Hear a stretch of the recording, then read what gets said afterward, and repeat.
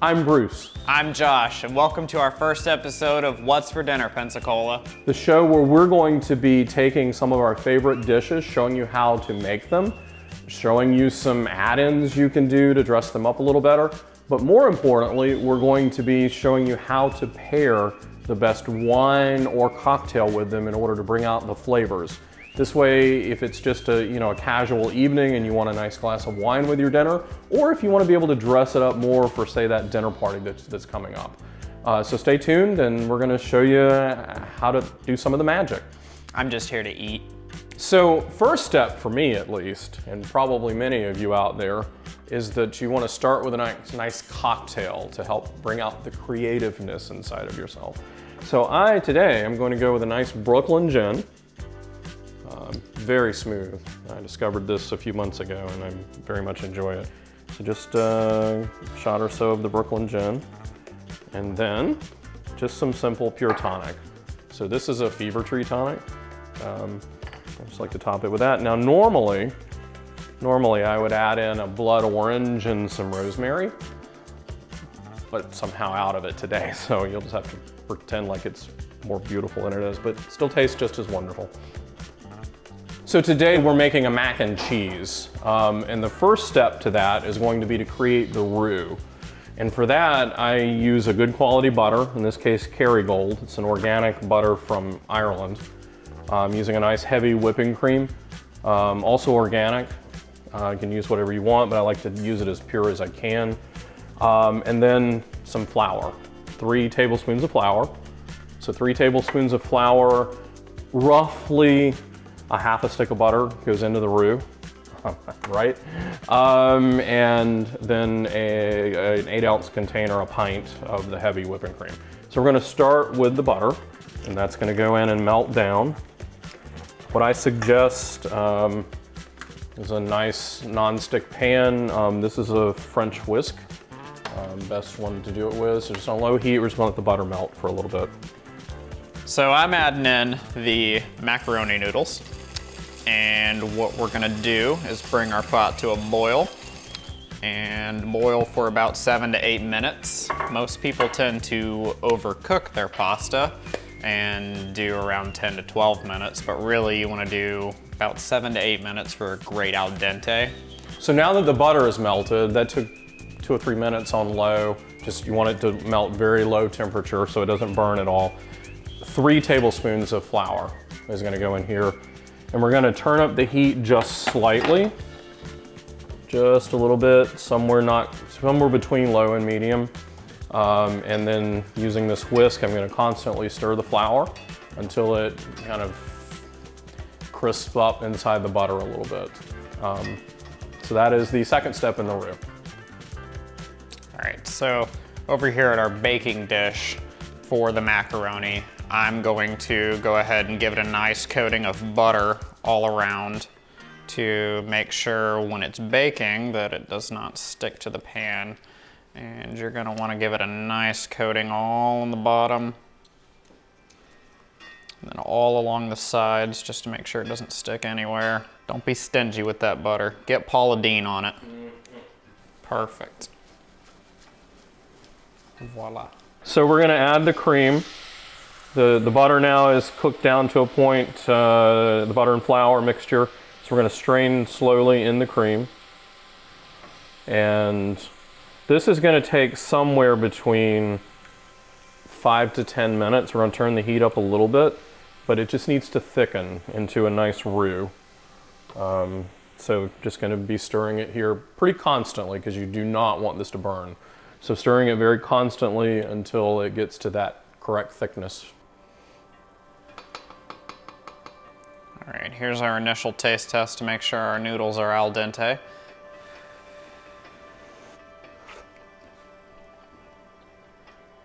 The perfect noodle. Now we are going to drain the noodles.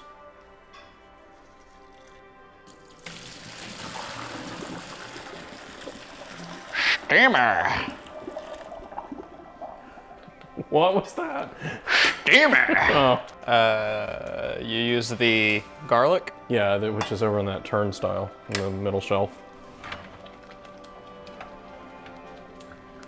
Oh. Do you see it? Shelf. Ah, yes. Spice World. Spice World.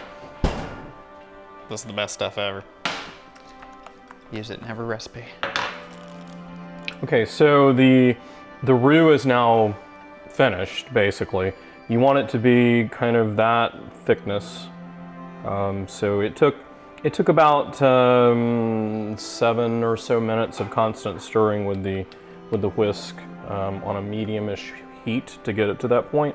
So now that the roux is at the right consistency, I'm going to season it just with basically some sea salt and a peppercorn.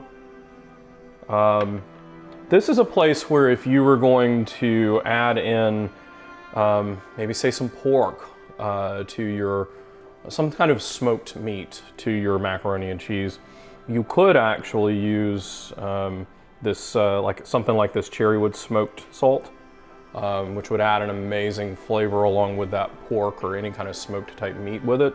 But today we're doing a macaroni and cheese that does not have any meat in it, just the pure macaroni and cheese.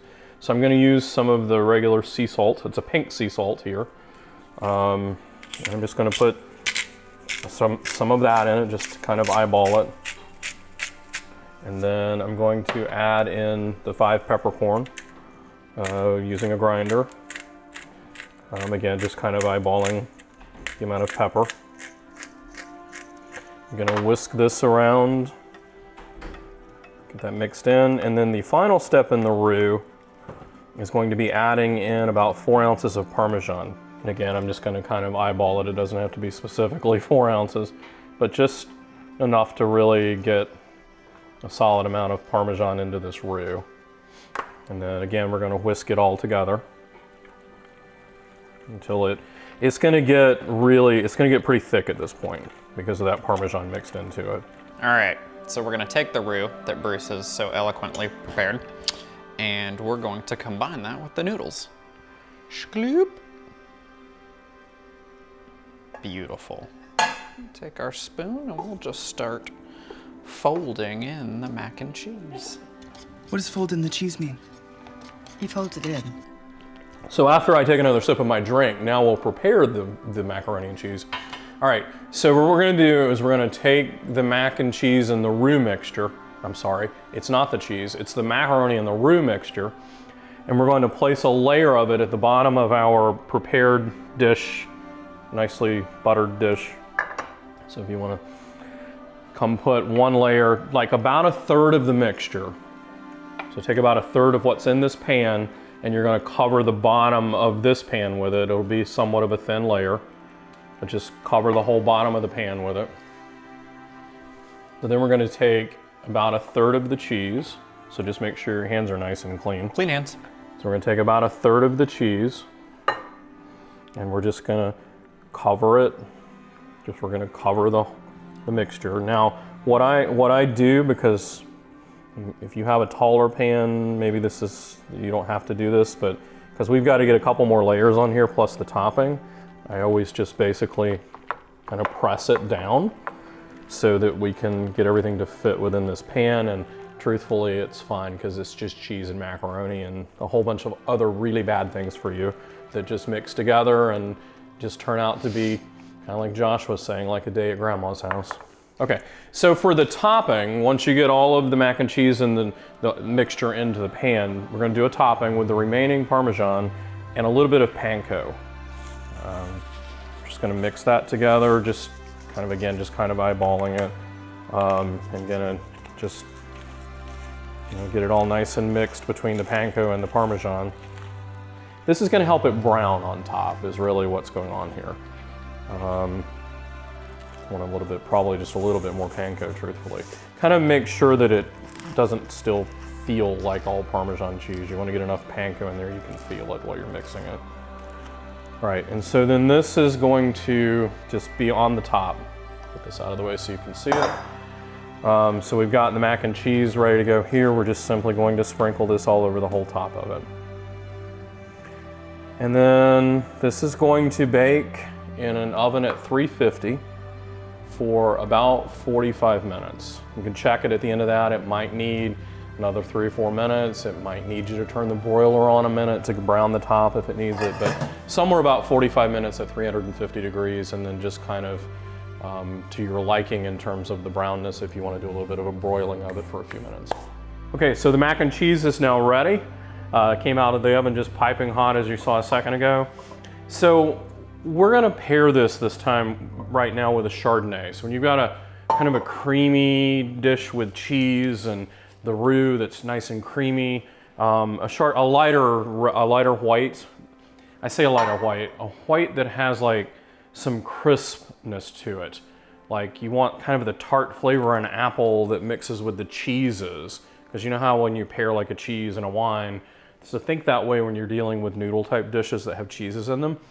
I did select this time though, this one was aged in it's barrel aged, a bourbon barrel. Mainly because I'd like that extra kind of smoky bourbon flavor to it. But you can experiment around, but just kind of remember that rule that you want something that's very crisp, fruit, apple type flavor to go with the cheese and the noodles. All right, so we're ready to try it. We are ready to try it here. Oh my God. Right. So, see all of that cheesy goodness.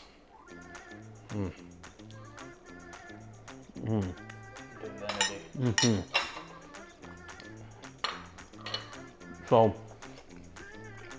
there's at least 1,000,001 calories in that little dish, and you cannot worry about it.